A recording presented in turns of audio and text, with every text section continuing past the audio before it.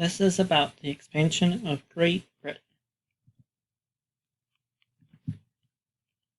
The intro, or also known as the topics that I will be discussing, just 3 of the events that have changed because we did not secede from Britain. Protests in Boston. This will include the Boston Tea Party. Attempted Congress. Surprises there. French and Indian War. We all know about the French and Indian War. There's some things that are a little different. Boston is important because it involved the Boston Tea Party. Britain was increasing taxes too quickly, which caused colonists to pour the tea into the ocean. This is now known as the Boston Tea Party.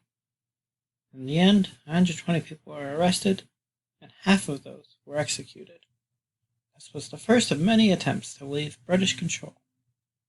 First of many unsuccessful attempts, I should say. An attempted Congress. On July 4th, 1977, there was a secret meeting to create a new government. This meeting was interrupted by British soldiers, and everybody in attendance was arrested.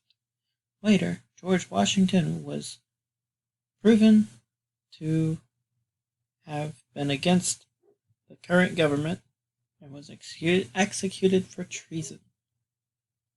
He was one of the many leaders of the rebellion.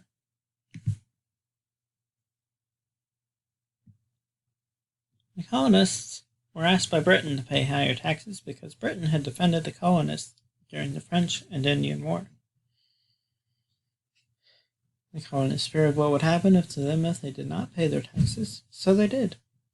And that would be the end of that story. So now we are still in Britain control, which means the American Revolution never happened, and meaning we are now South Canada.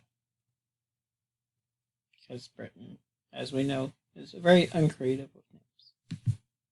And this is the end. Thank you.